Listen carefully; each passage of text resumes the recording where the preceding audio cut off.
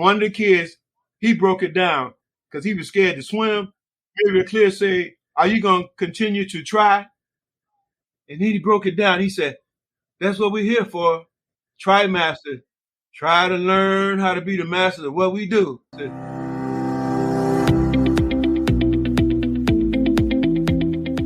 Welcome to Running is Cheaper Than Therapy podcast. I am your host, Dr. Weta L. Brown. I inspire and promote movement. I explain how running adds to life from a mental wholeness aspect, how obstacles can be overcome in life to make it to your finish line. Welcome to Running is Cheaper Than Therapy, episode 76. Today I have the privilege and honor of interviewing the ambassador to the sport of triathlon. Bernard Lyles is well known in the triathlon community, particularly the African American community. Again, he's internationally known as the ambassador of the sport of triathlon. He's been instrumental in hundreds of African Americans taking on the sport of triathlon. His passion for the sport and interest in teaching the youth, particularly African American youth, led him to found TriMaster Chicago in 1990. And TriMaster Sports Initiative programs, a youth program focused on promoting fitness through triathlon training in 1992. In 1998, he co-founded Team Dream, an adult organization that introduces women of color to the sport of triathlons. Also in 2020, during the midst of the pandemic, when gyms were closed, pools were closed, a lot of group fitness were not able to gather, he formed SEALS Team. The purpose of SEALS Team was for members to learn the fundamentals of open water swimming, safety, and advanced training needed to compete in open water competitions, including triathlons. Bernard has dedicated his life to fitness, individually as well as instructing others, adults as well as kids. He wants to leave a legacy, even when he's gone, to promote fitness, particularly the sports of triathlon, to promote well-being. Many of his students, due to participating in his program, have gone on to help with his program. One student who had the desire to become a physician is now a doctor, and she actually was a physician who volunteered at Kona World Championship. He's been invited to many graduations. He's kept a lot of kids focused, and it also helped with their academics and helped keep them alive and stay out of trouble, out of gangs, and in the street where bad things happen. Bernard Lyles is to be commended for his generosity, for his passion, for his tenacity. He doesn't get much support from grants. He goes out and just gets things done with the help of friends in the community, past participants. He's continued this program for 31 years. And he needs all of our help to continue. So your kids, grandkids, future generations can continue on the legacy of fitness through the sport of triathlon. Please welcome Bernard Lyles to the program. Thanks for joining me today. Thanks for having me. So I appreciate you taking your time to join me today. I've been anxious to do this episode. So tell me, how did you get involved in sports? Were you active as a child? Nope, not at all. Just the regular kid stuff. But with this endurance sports that I'm involved with now, I never imagined I would even do a 1 mile, less known 26 and triathlons and all these things that I'm doing. I just got involved with this when I was 28. I got involved with running. So what made you start running? I had tried it once before, and, I did 1 mile run with a guy, a friend of mine, but I never had done it before. And then I just, eliminated that. I can't do this. Why? What made you think you couldn't do it? I did the 1 mile, and it was, I just never did anything like that before, and I just dismissed it after that. I just can't. This is not me. But it happened that I had some time on my hands. I had lost a job back in 1980, and I had a lot of time on my hands. I used to see people running on the lakefront all the time on my way to work, and so since I got this time in between jobs, I thought I would fight off this depression that I got going now and get out and do a run. And my first run was to be from my house where I lived in South Shore, like 71st. And so it was close to the lakefront. I ran over the lakefront, and my mission was to get down to the Museum of Science and Industry. I made it down there, 57th Street, but now I never thought about the getting back. How long is that from South Shore? About a mile or so? From where I was living on 72nd and Chappelle, that took me probably 2 miles. 2 miles, maybe okay. A little better than 2 miles, but yeah, I never really thought about it. I felt so good about getting down there that the return was a little hard. So did you run back or did you walk back? I walk, ran. Okay. But what I found out was all the depression and the whole thing about me losing my job and all that stress and stuff, I wasn't even thinking about that at that point. So running was kind of like, it was therapeutic at that point. It was cheaper than therapy. Yeah. So I was out there on a regular basis. So you started running by yourself after? Were you running with? I was running by myself. Okay. And then I ran into some guys. I saw this guy had this real nice jersey on. It had a red emblem, Stony Island Runners. They had a running club that started up there. It's Jesse Owen Park now, but it was Stony Island Park. So I was see him on the lakefront. I stopped him one day, and he told me all about the club. And he's a real nice guy. So it ends up that he started running with me on a daily basis. So now I got a chance to get out and be with somebody. And the next thing I know, he was telling me about these events, races that he go to. And it just happened to be one coming up at La Rabida. Okay. And it was a 10K run from La Rabida Hospital down to 55th around the point and back. Okay. I did that, and that was so much fun. I didn't know you can have so much fun early in the morning like that. And a crowd of people, and they had refreshments and all this and that after that, and it still wasn't even 9 o'clock when we finished that. So all this good excitement early in the morning, I never thought about it. And again, that was another stress reliever and me avenue into running. So did you get a medal for that first race? They didn't have medals then. Okay. That was before medals. That was before medals. They had medals. Yeah, that was way before. You had actually had a manual timing. They had like these little thing they put the little time watches or whatever, like you do on the track. No, these was like strips of paper. Okay. With numbers on them. So when you come in, they record your number, and they do it manually. There's no chip time and none of that stuff at that point. This was like 1981.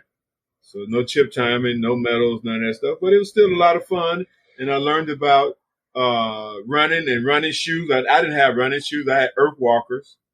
I'm out there running in those things. And I'm looking around at everybody else. They had on these running shoes. Or you know what they had back then? Sears joggers.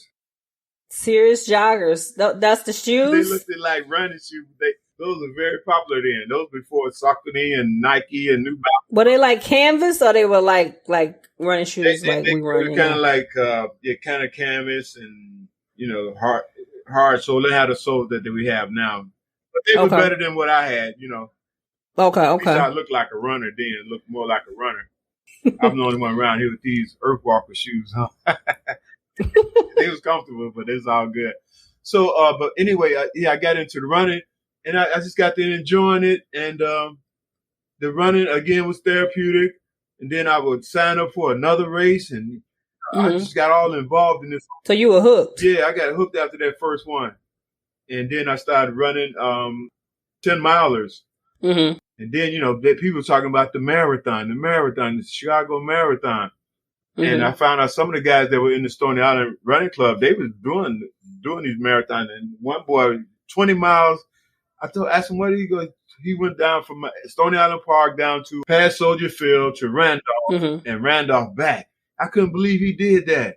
And so, I joined the club. I started training for the marathon. I figured out if I do a half, I see what the half is all about. And that's what I did. I did my first half in 82, early 82. So, that was pretty good. So I'll see what half this marathon, at least I thought what half would be about.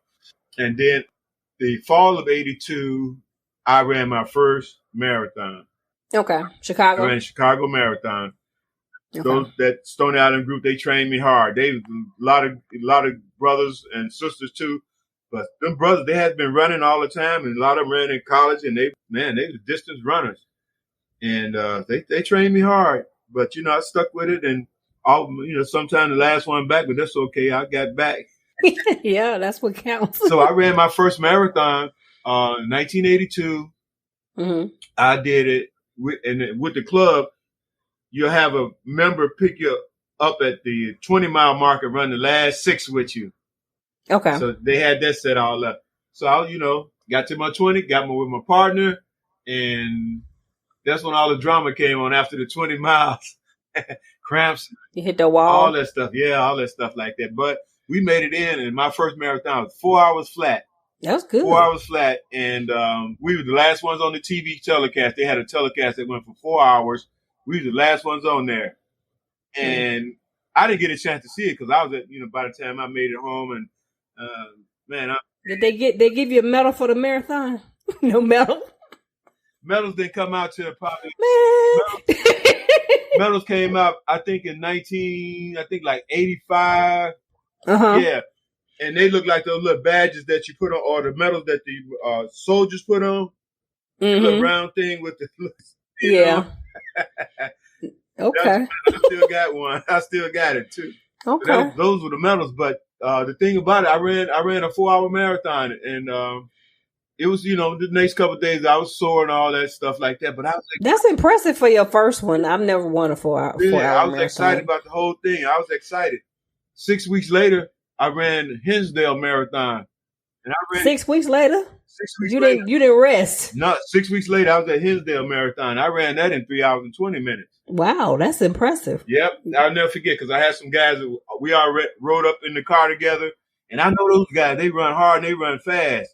And I'm, trying to convince them, after the run is over, we'll stick around and have something, get together and drink or whatever. They're like, no, Burn, we got to get out of here. And like, oh, man, they're going to leave me out here. Come to end up, man, I caught one of them. It was, we ran, and it's about the 20 mile on the other side of the expressway. I saw him from the other side. We was on one side of the expressway. I could see it because the course goes around there. I saw him, and I ran up on him. Man, I couldn't believe it. This guy, Ed, I passed him up, and I went on in. And I made it in there 3 hours and 20 minutes. I left one of the 4 guys out there. So I was thinking they weren't going to leave me at the site. So after that, I was just hooked on that running. I see you run over, 40 marathons? Is that right? I've run total now 40 marathons. That includes, I did Chicago 8 times. I did Boston 9 times. Wow. I did New York, San Francisco, New York, Minnesota, St. Louis. I did St. Louis about 4 times because they had a spring and a fall marathon. Oh, one was Gateway Athletics. They controlled that one. And then the St. Louis Track Club, they did the one in the fall, I think it was, yeah. So those were 2 rough marathons. But I ended up getting the 40 marathons at this point.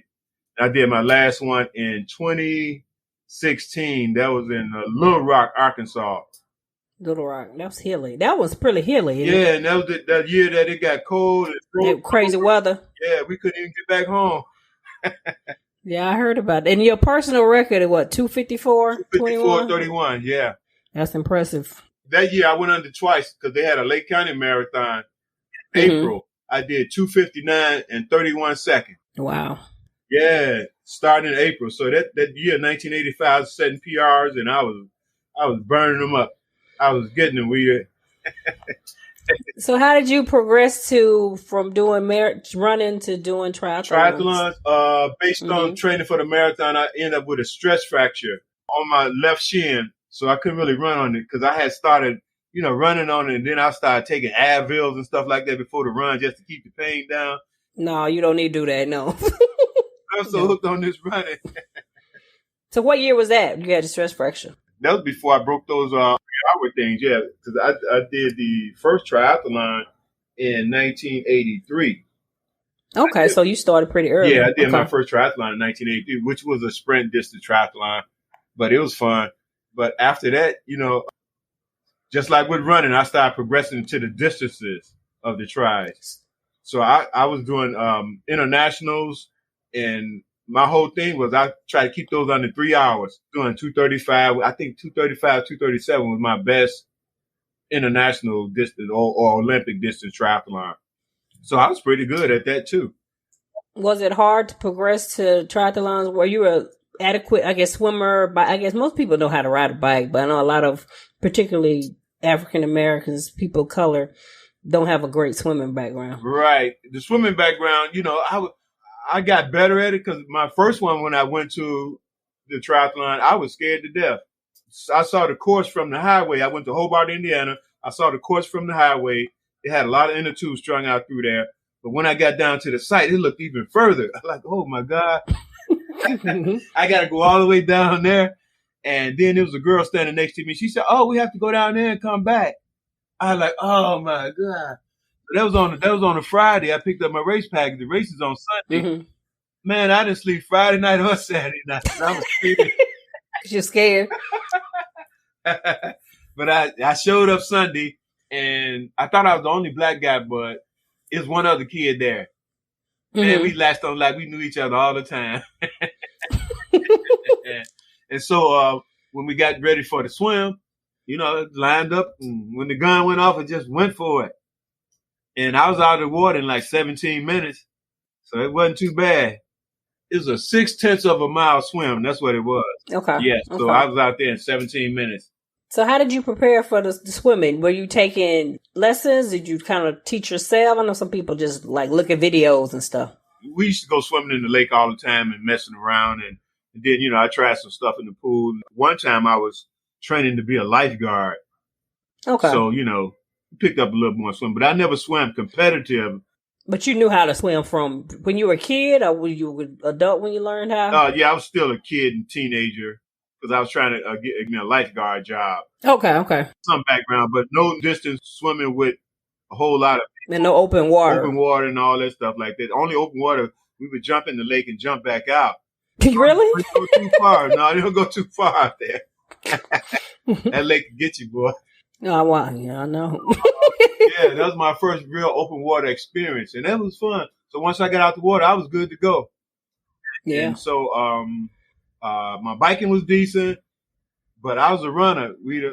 I passed up all them people that beat me out the water or beat me on the bike. I passed a bunch of them up. Mm-hmm.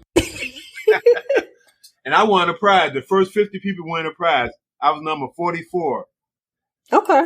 So what prize did they give you? I won a tank top, a Lyles Triathlon tank top, and a cap. Okay, so they still weren't giving out medals.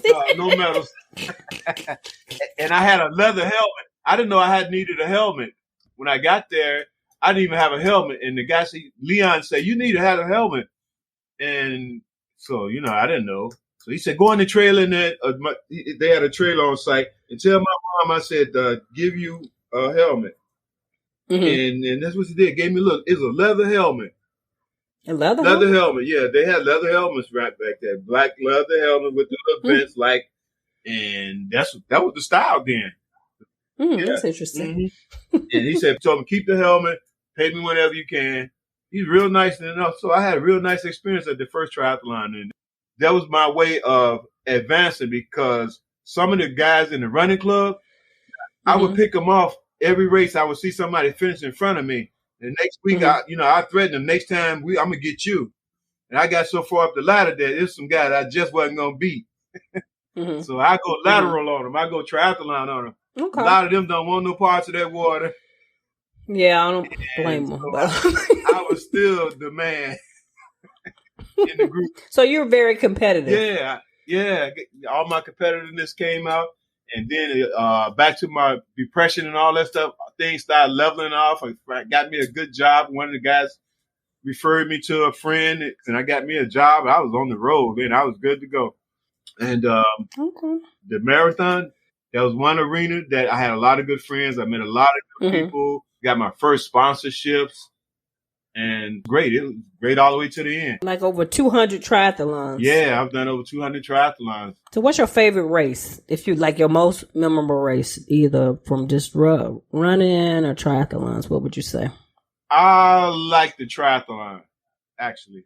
I like which race? Like which one stands out? When I did the World Championship Ironman in Kona.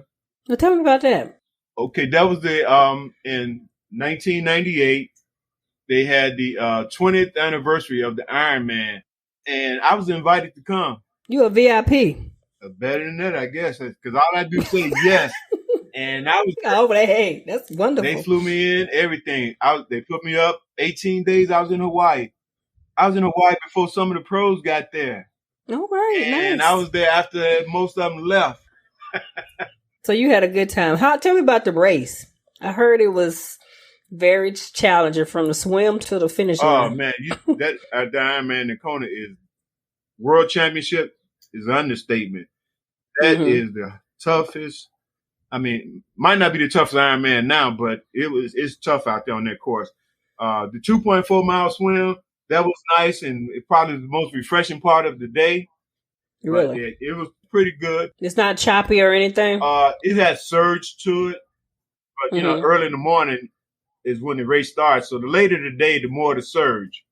So it had enough surge in it to make it look competitive, but not where it's dangerous for. It was like, and that race is 1,556 people. I never forget that. That was the number 1,556 in the 20th anniversary. And so we got out to swim. We got on the bikes out there in those lava fields. Man, it's hot.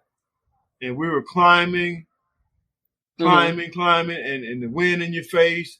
So it's hot and windy. Hot and windy. And you're climbing. And when you got down by the airport, it's a trade wind that comes through. That trade wind blowing people off the bikes. Wow. The lightweights. Yeah. Man, they were getting blown off. And them disc wheels too. Yeah, I saw bikes on the side of the highway. I was trying to figure out what happened with that. So it got so bad, I clicked out on one side so I can balance just in case I get blew off. And we got down to like it wasn't almost to the turnaround. We had 18 miles. It said, Javi is the turnaround. 18 miles to Javi. I saw that sign. I almost cried. You so happy? I can't do 18 more miles of this. Oh, you were like, no, okay. I can't do 18 more miles before I turn around. But I made it down to the turnaround, and I had your lunch bag down there. Get your lunch bag. And I'll never forget, I riding on this little downhill coast turnaround that lasted for about 3 minutes before you're back in that wind and stuff like that. I was laying on my arrow bar, eating my sandwich, trying to catch up with some more of these bikers some kind of way.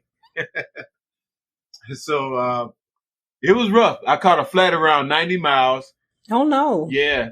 And I got off. I had such a bad headache, too. I think it's because the heat and the altitude. It was a rough day. I had a headache. So the officials rolled up on me, and they, try to see what's going on. They had to write me up and all that stuff while I'm fixing the flat tire.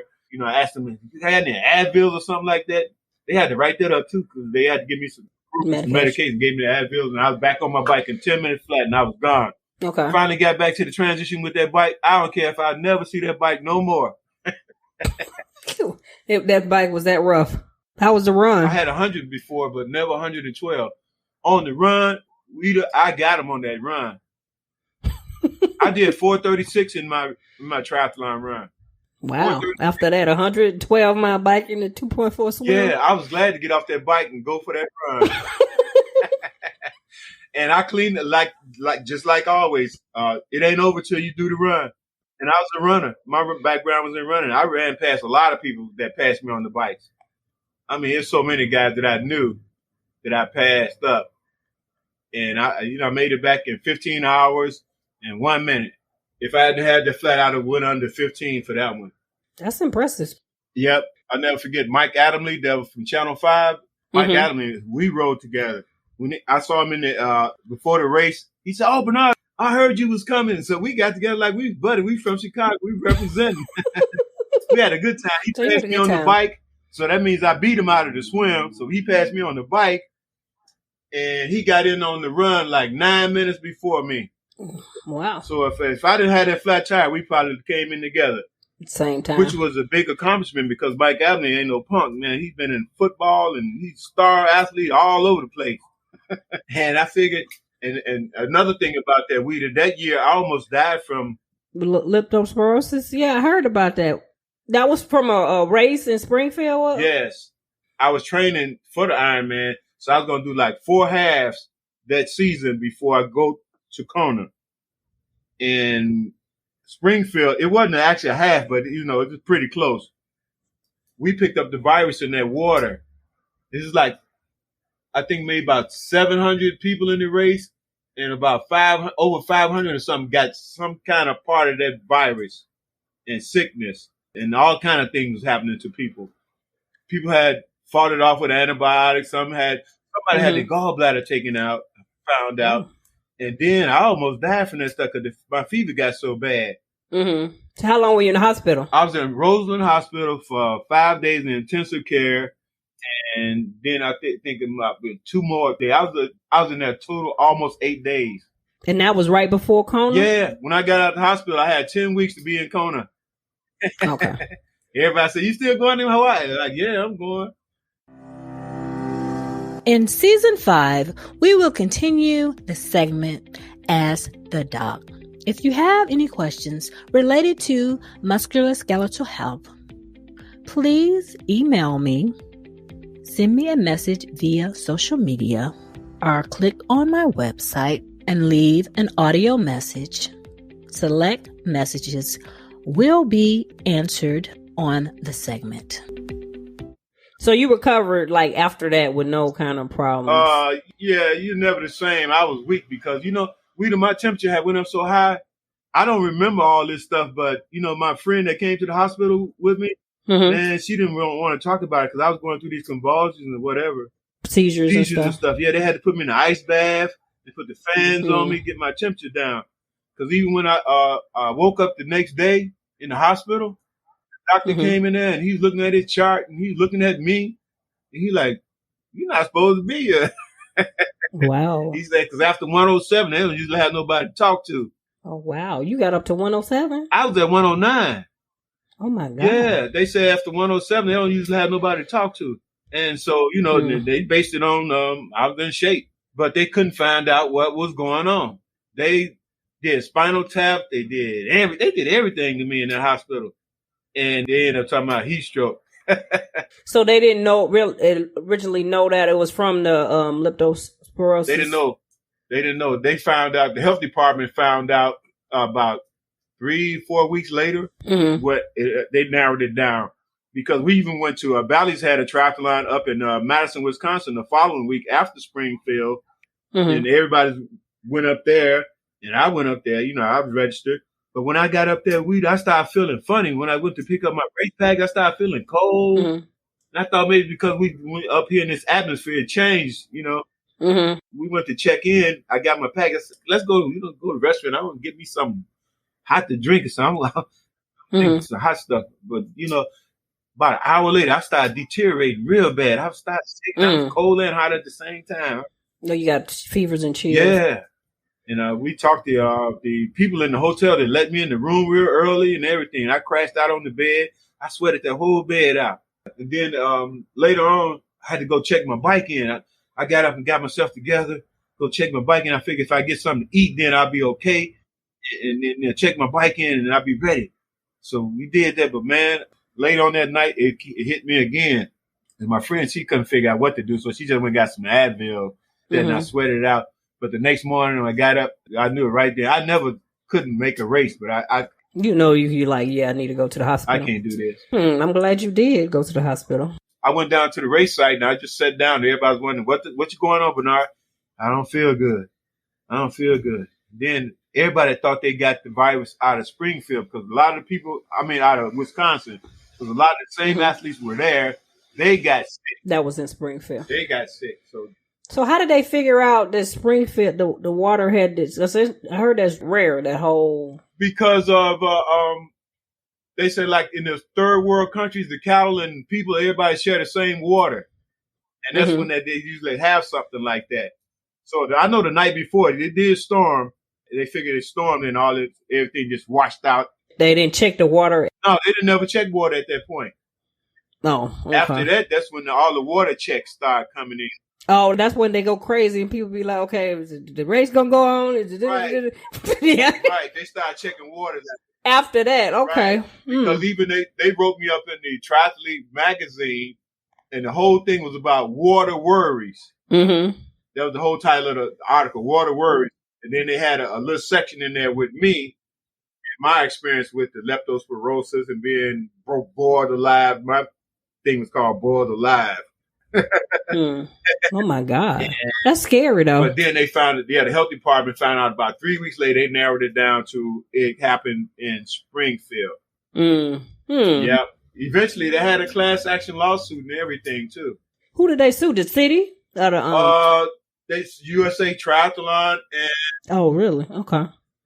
And the guy that's the race director, I didn't want to, I didn't really want to be involved because I know it wasn't his fault.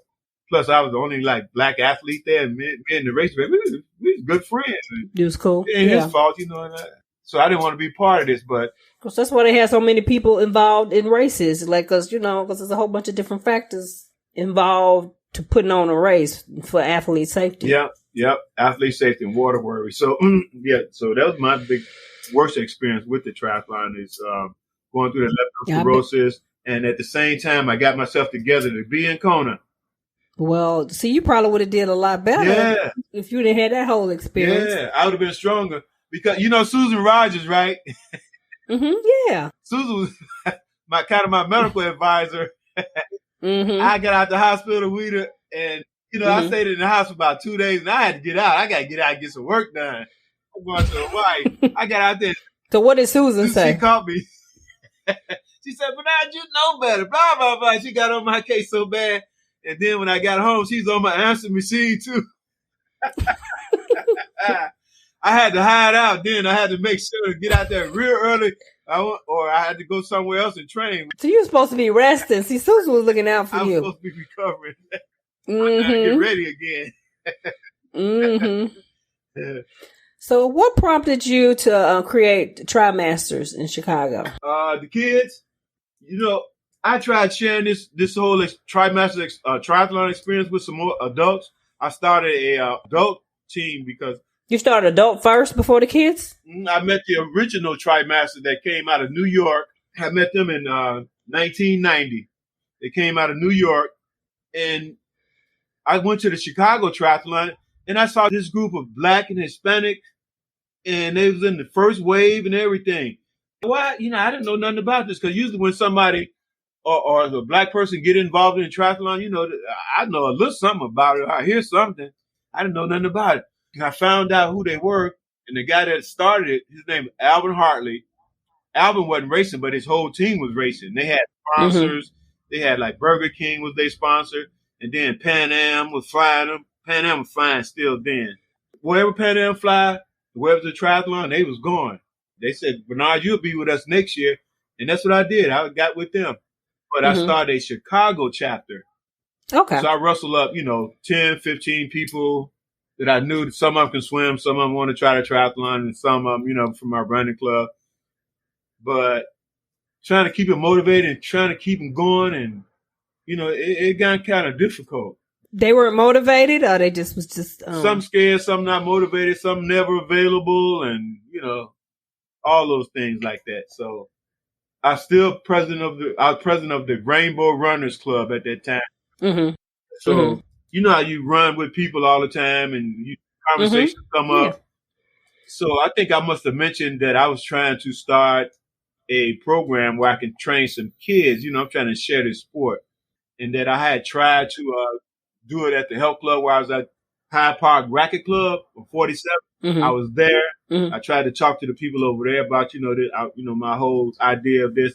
And they wanted a proposal. I don't know nothing about no proposal. I just got a great idea. I want to share this with some kids. And then I tried the YMCA at 63rd. Can't get in to see the director, and things like that. But by me running with who ended up being the president of Chicago State, Dr.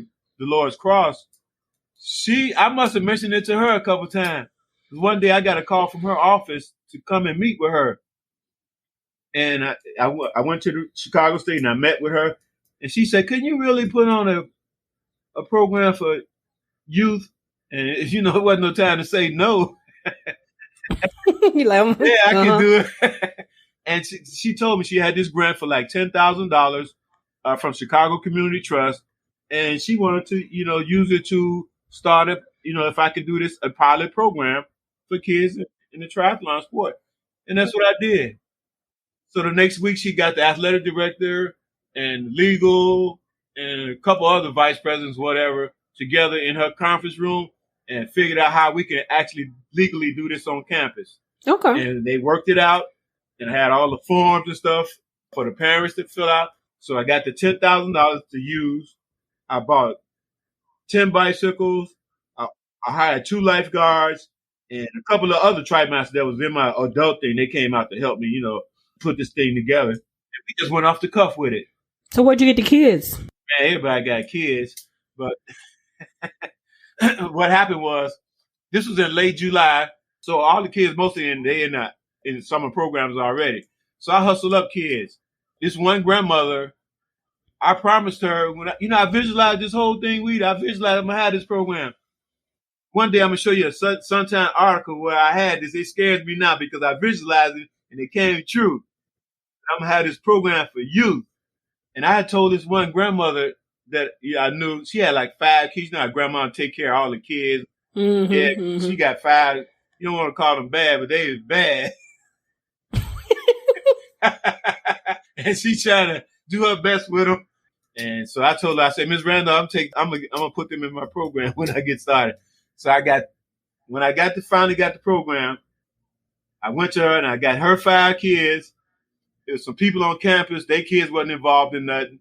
Okay. So I got those. So you was hustling, finding kids. Yeah.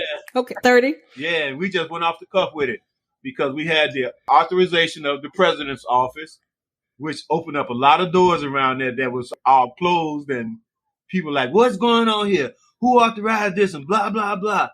Really? Yeah. And don't be bringing those bikes in there. What are y'all doing? This is run through the president's office. Oh, man, what'd I say that for? Doors started opening up. Facilities where, we can store our stuff. Everything was popping open on us. Okay. And we put it together. So, and this was in 1992? Yep, 1992. So, in the middle of the training, I had an office. I had an office in special events, and public affairs was in the same office area. And so they knew about it. In fact, one of the guys in public affairs, his son was in the program. So they put out a press release. Okay. Chicago State is sending 30 kids to the Chicago Kids Triathlon. And so they wrote it up in the Sun-Times and a couple of local newspapers. But then Muriel Clear came out from Channel 9 News. And she interviewed me, interviewed the kids. And then the following week, they came to the race and they filmed kids racing. She put it all together for this. Remember this TV segment used to come up for kids' sake? She put it on for kids' sake on WGN News. It's a 5-minute thing. I still got it on my websites and stuff like that. When you see that thing, you'll cry because you see the kids training, you hear their interviews, and then you see them racing. 2 things about that film is when one of the kids, he broke it down because he was scared to swim. Muriel Clear said, "Are you going to continue to try?" And then he broke it down. He said, "That's what we're here for. TriMaster. Try to learn how to be the masters of what we do." Okay, all right. That's one of the grandmother's bad kids. I get. Okay. All right. He drove me to tears when he said that. I'm like, he broke it down. I couldn't have did no better. He sure did. Down. Like you coached him on that one too. He coached me that time. And so he broke it down. But then the highlight of the whole thing is when one of the kids finished. After he finished, he ran straight to his mama. He was wore out. He had fell on the bike. Oh, Got his arm up, but he was on that mission. He's like, He's like, I'm gonna finish.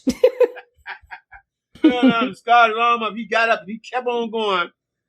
And when he finished the run, he just ran straight to his mama. He was hugging on her. No. She's hugging, you did it. But that boy's name is Chris. Chris was one of the, again, you don't want to call kids bad, but he's always into something. Talking about, Chris, leave us alone. Chris, stop. Chris, do this. Don't do that, Chris. Chris turned out to be one of my best athletes. Really? And then another one, Leyland, man, he wore those kids out in that triathlon. He ended up they had the sports section in the Tribune. Mm-hmm. He's on the front page of the sports section in color, leading the pack. I got a big old poster. I wish he was on video. I can show you the big poster with Nathan leading the pack. And now he has his own endurance sports business. Mm-hmm. Yeah, he teaches people endurance sports, all them crazy things, the muddy buddies and all them crazy kind of races. That's what he do. Okay. And his mother swear he learned all that stuff from me. Yeah, I'm sure he did. So that's how I got the kids thing going. It just went from there. Okay. So a lot of success stories, a lot of good kids came through the program. So again, over the 30 years, a lot of great success stories out of it.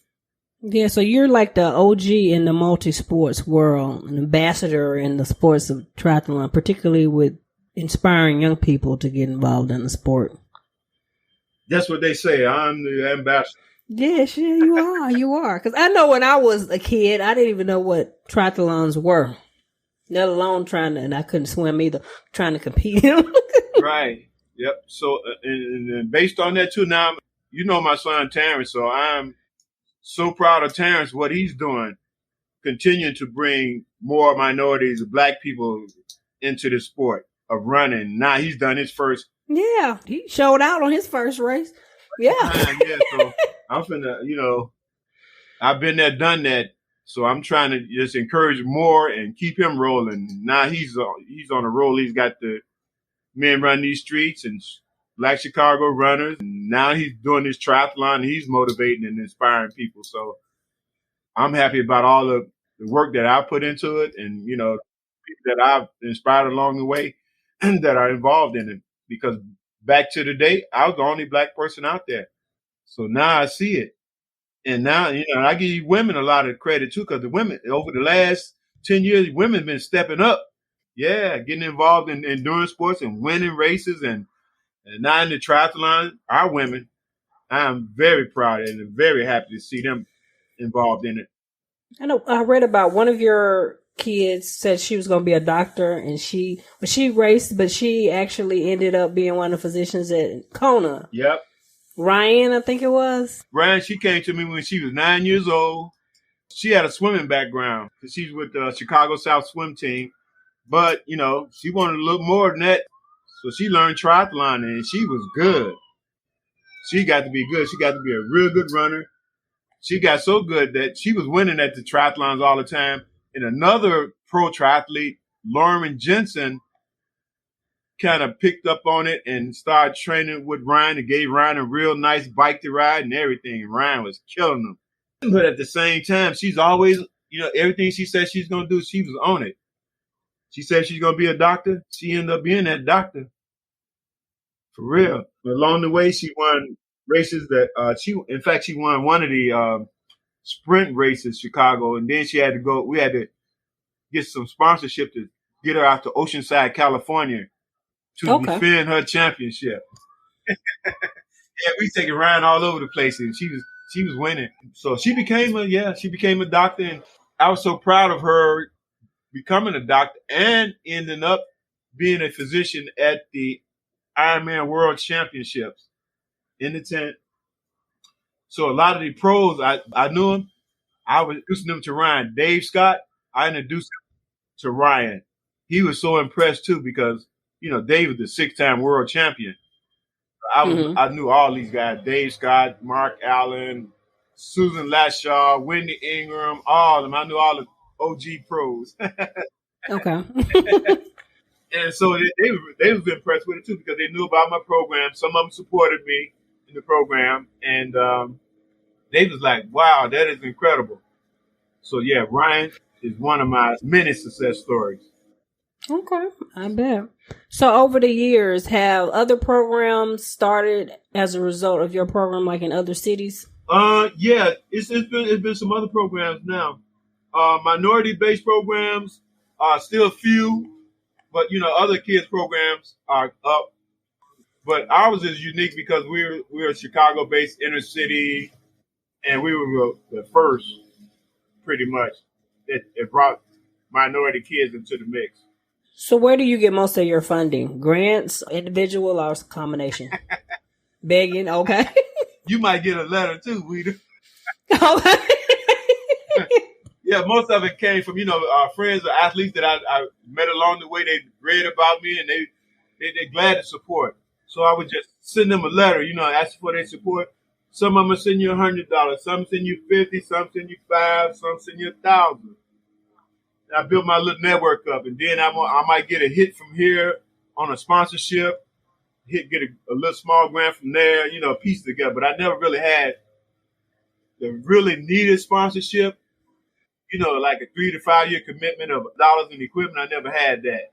So by the grace of God, every year we piece it together and make it happen. Okay. I mean, you get more and more kids every year. Charge a little more for the program because we have more kids. Again, send those letters out to my friends. This was all before social media too. Send those letters out and they would send money. But now social media, I might throw a Facebook fundraiser out there, get a little money. So, but that's not a way to really have a program because again, by the grace of God, I made it through. When I was at Chicago State, I had everything that I needed. I had an office. I had storage space. I had all the facilities. I didn't have to pay no fees and stuff like that. But now that I'm pressed out there, things are expensive. Oh, yeah. And we've been piecing it together, too, by the support of athletes and friends and small hits. So now, after 30 years, I'm trying to transition over, put one of my head coaches in charge of the day-to-day activities. And I'm going to get out there and be the ambassador and get that money. Okay. Yeah, you are an ambassador for the sport. Everybody knows you. And get that money for our program.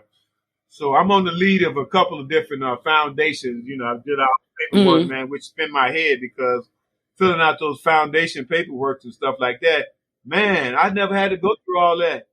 Or, how projections and outcomes and budgets and all that stuff. I never had all that. We piecing things together. Bottom line, to get the job done. Yeah, that's what counts. Tell me about your team dream that you started in 1998 that you co-founded. Oh, yeah. Team Dream. That was our first and only women's only triathlon team. We got approached by Sally Edwards, who's an Ironman triathlete. She was the founder of Fleet Feet. Sally was an Ironman triathlete, again, founder of Fleet Feet, and she's the author of books and all that stuff. She makes money off of that whole sport thing. Her and a lady, I can't think of the name, she's from Lycra, DuPont Lycra. They came to us because they wanted to have this team of women, and they sponsored it. But they said they let us pick the women, so we wanted a minority team.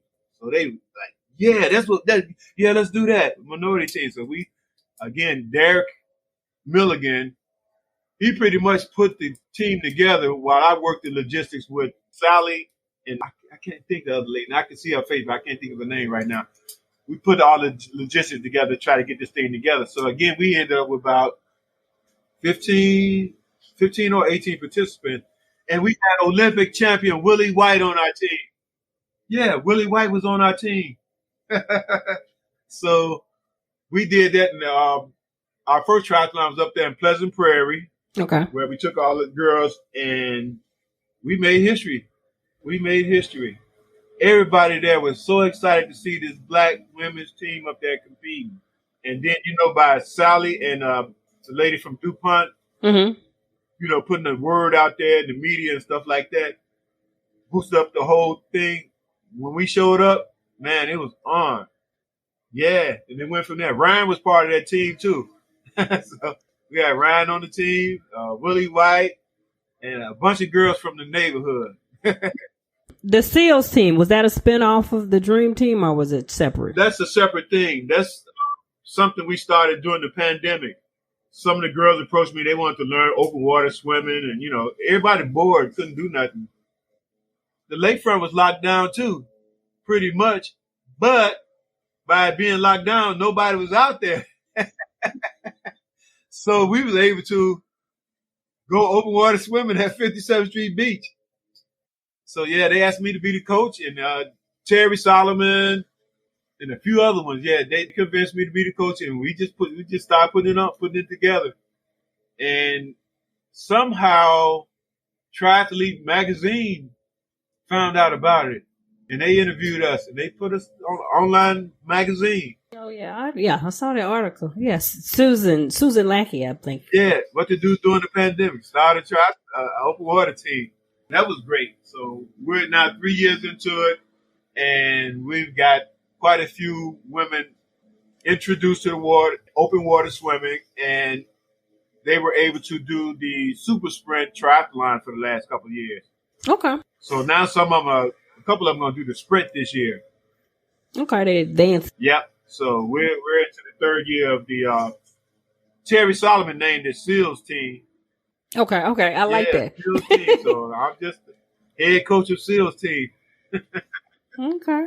So what do you personally feel is like the greatest obstacle in preventing people of color from participating in triathlons? Do you think swimming, biking, expense, or a combination of all of them? Swimming first, because a lot of people have that fear of water.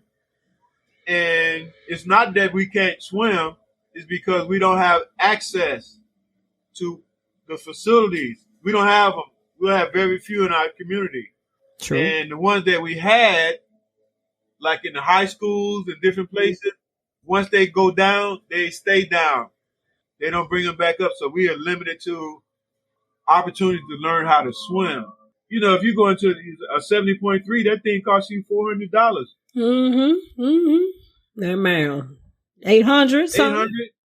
Don't go to the World Championships, even though you qualified. I know, and then you got to get there, which is expensive.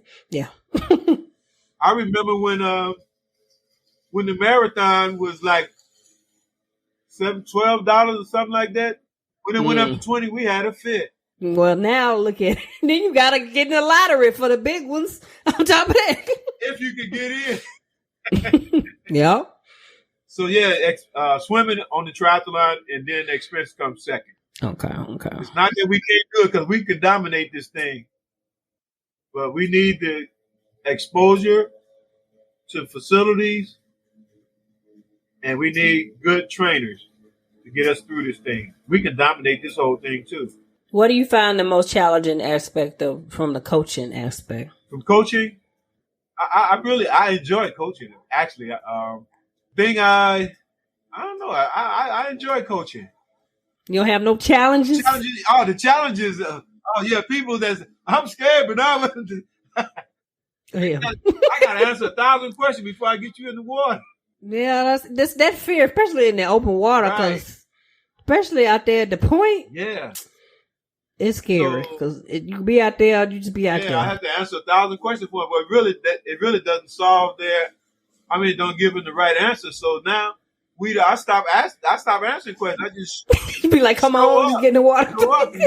You give me the answer. You show up. We had one boy show up. He told me he want to watch. I was like, boy, you better get this wetsuit on. Let's go. Watch what? We're gonna watch you, see what you got.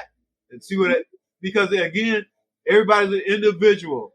I like personal training better than group training because again, that's what it takes. Because people come to me all the time. They say, Bernard, I went to the YMCA and I've been to this place and I've been to that place. I can swim, but I can't breathe. So You can't swim then. You can't breathe. That's the first thing you should have learned. No, yeah. So I have to start them from scratch. Because again, they see somebody do this, or they look at YouTube and try to emulate this and that, and got it all wrong. When it's a learning process, it's like 7 basics that you learn. From breath control, you do your bobs, then you learn the prone glide, then you learn to put the kick with the glide. Before you start any stroking and all that stuff like that, you learn stroke development. Like the 5th basic is the stroke development. Yeah, you got to learn all the prone glides and all that stuff like that. So when you see people that you say, man, he look like he gliding. Yes, he is gliding. The stroke is to keep your glide going. Yeah, keep up the momentum. And the kick is to keep you straight. You got a good flutter kick. It might give you like maybe 5% propulsion, but that pull through is where you're going to get everything from. Pull your boat through the water. Mm-hmm. Your whole torso from your head to your feet, that's your boat. Those 2 arms are your oars. Your oars pull your boat through the water. Bottom line, you learn to float, you learn to glide. That is bottom line. And now with the wetsuits, it's easy for me to teach them that because the wetsuit keeps you right on top where you need them at. That's true. You get a little basic kick and you pull your boat through the water. You're not going down. So don't worry about that part.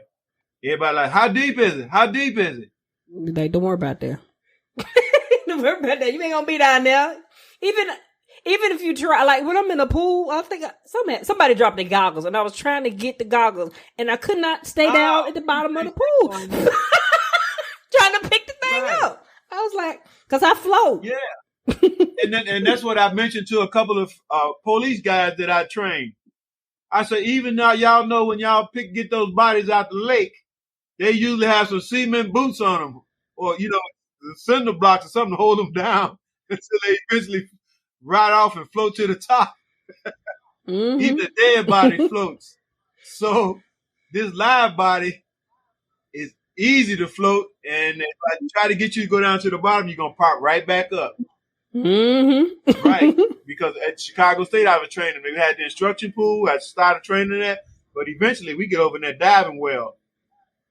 Or the 8-foot, the lap pool. That's why I started with the lap pool. We go down the ladder, get down to the bottom, pop back up. And then I have them jump in. I want you to jump in. I want you to go streamline and get to the bottom. You get to the bottom, bend your knees a little bit, spring back up. If you don't do it right, you're going to pop back up anyway. Mm-hmm. The whole drill is to go streamline so you can get to the bottom.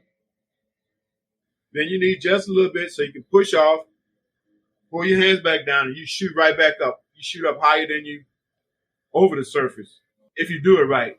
So we should do deep bobs all the way down the pool. Deep bobs in the 8-foot pool. Once you learn that, it's all good. And then they get to understand they're more confident in their swimming abilities, and they know they're not going to drown. Yeah, because they know they're not going to drown or be at the bottom of the pool. So Chicago State is another pool that's been down like 5 years now. That was our best training facility because they had 3 pools back to back. They had the instruction pool, the lap pool, and the diving well right back to back. And then we had a youth team. We had the Chicago South swim team. We trained a lot of kids in there.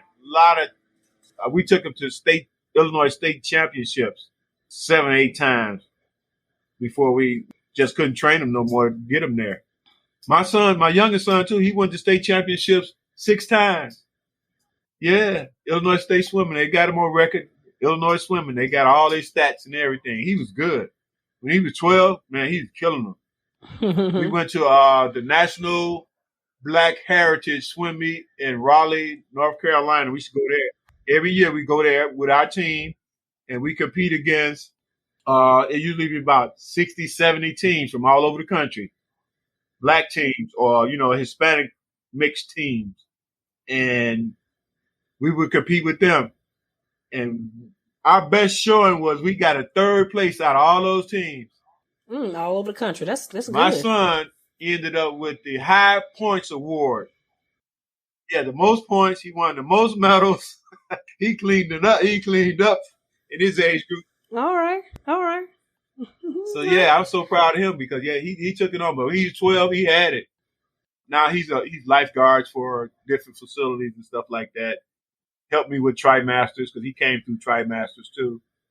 Again, yeah, a lot of the kids that swim on the swim team, they're my swim coaches, or my go-to people when we got to do things with swimming. Okay. So part of my podcast is to feature guests who have overcome obstacles to make it to their finish line. Can you tell me about an obstacle that you had to overcome, either running, triathlons, or you mentioned some of them before in this podcast, but can you tell me about an obstacle that you've had to overcome? Obstacle. Maybe my biggest obstacle was just having the facilities and funding to keep things, where I didn't have to work so hard to scuffle to make it happen. Because when when you're in charge of something, you got to make it happen. You got to be the real leader. You got to keep your word to your team, and you got to supply your team with what they need. And, our community, again, a lot of the kids, their parents didn't have money for that. Mm-hmm. But this is what we got to have. And I got to get it some kind of way. I'm already begging to get the money, scraping up equipment and stuff like that. But I think that's my biggest obstacle, to have the finances to keep things going. And it's still my biggest obstacle right now, to lay down a foundation before I leave here, Weta. So it can continue on? Yeah, this program has got to be here after I'm gone. So that's my mission right now, is to break that obstacle down, to leave this well-needed program that we put so much work into, to have it available for kids. Because, again, in our community, there are not enough programs. This is an exciting program. It is. Also, scholarships will be available. They're already available for girls in NCAA. It's 3 universities now that have NCAA triathlon program. But they're all women. So pretty soon we're going to have one for men too. But right now, it's 3. Hampton is one of them. Our kids need those opportunities. And I don't need nobody to say, well, why did he put this in place? Or if I had known. I'm letting people know now. We need funding. We need foundation set up. And we need to make sure this program is replicated across the country, because over the 30 years, you know how many people have come to me and asked me how to put on a program like that? Mm-hmm. Because, it's a brand new sport. It's exciting. Kids need it. They do, and they enjoy it. I remember volunteering and seeing that the kids, they're still so happy, and the little kids with the training wheels, it's just so cute, and they're so excited. Then, another thing about that too, Guida, when you train kids when they're young, that's what they know, and that's what they remember, and that's what they do. Mm-hmm. Yeah, they're not scared like adults learning to swim. So if you keep them involved in something positive, some sports and stuff, like a lot of parents do want their kids involved, because they don't want them on the streets. They don't want to get them involved in their gang and all this other crazy stuff they're doing. So they be hunting down programs. Mm-hmm. And this is one that will carry you through life. That's true. Like everybody need to know how to swim. That's a life skill anyway. And I like that too, because our kids, when they learn how to swim, lifeguard is their first job. That is a good man job. A lot of my kids, they run and they need lifeguards now, because they was like having issues with some pools opening up because they ain't have enough lifeguards. Yep. And they do Trimasters. I mean, a lot of I go around to the beaches, all them kids, I know all of them. Because most of them came through Trimaster program. And then at the same time, it used to be coaches like from Simeon and other high schools.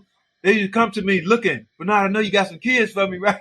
They used to come recruiting my kids to go to their high schools. To be on their swim team? On their running teams too. Mm-hmm. Yeah, okay. I had a couple coaches, man, they coming from runners. Yeah, they come from runners all the time. Bernard, I know you got some kids for me. And I highlight some kids that they need to go talk to their parents or whatever. And Simeon used to get most of them, because Coach Riley over there, he said, send for kids all the time. I'll come over there. His father worked with me too. His father was teaching swimming team. Yeah, Coach Riley, his father. Yeah, our kids track and field stars, swim champions, cycling. Yeah, they cycling, but they wasn't real champions on that. That's where all the cuts and bruises and all that stuff. Oh. Everybody want to race, and first you got to learn safety and wear helmets. You're not riding around here without no helmet.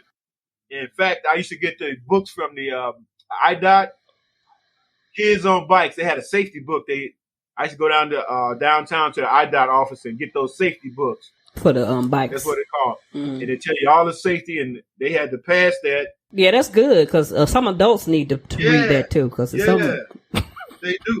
People out there aren't safe. They don't know about passing on etiquette, safety, all that. They don't know none of that. They just get out there and ride, especially with them divvy bikes now. Worst thing people need them, but that's the worst thing. But I know. Yeah, people need to be a little bit safer. So, if an adult Bernard could go back and talk to your younger self, what advice would you give yourself? A younger Bernard. You're a younger Bernard with what I know now. Yeah. Boy, stay out of the streets. Get in the program.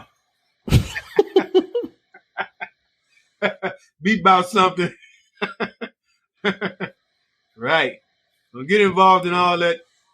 Because when we came through, man, I've lived in all the neighborhoods.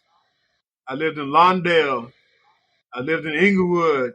I lived in Roseland. Right now, I'm in Chatham. I've seen the boys and girls. I know how they do. Mm-hmm. I try to steer the many of them I can not to do that. Okay. Be about something. Go to school. Go to college. Because right now, there used to be a high school thing to get you through. That ain't no more.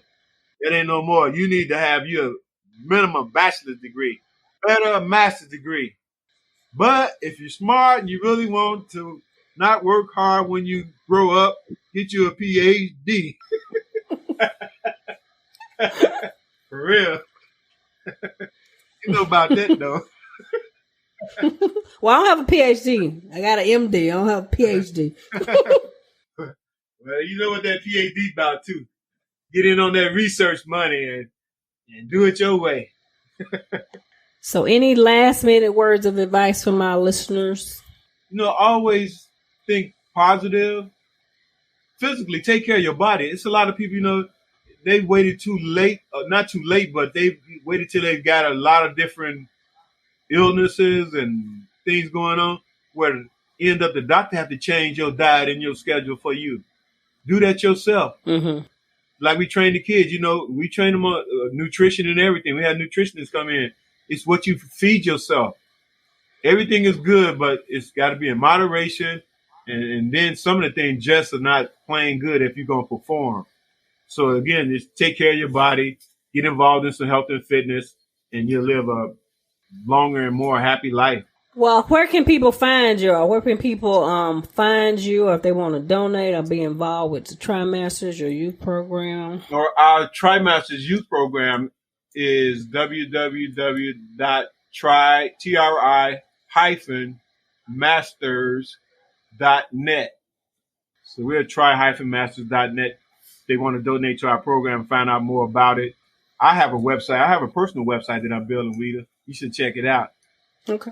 I am the THETRI-master.net. The tri-master.net. That's my personal website. But thanks again for joining me. Hey, that was great. That wraps up this episode of Running is Cheaper Than Therapy podcast. Thank you for tuning in. If you already haven't, please download Running is Cheaper Than Therapy podcast on Apple, Spotify, or however you listen to your favorite podcast.